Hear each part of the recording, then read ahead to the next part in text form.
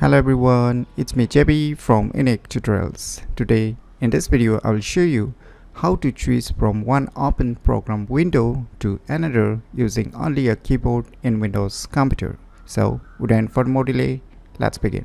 So here we are not going to use this our computer mouse cursor. So firstly let me open three different program.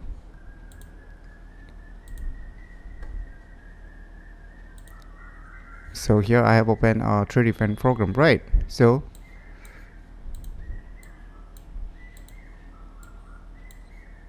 how you can choose from this one open program window to another using only a computer keyboard.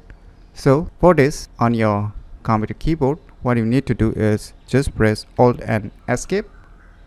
Keep pressing. So you can see it keeps cycling from one open program window to another. So you can see here one by one.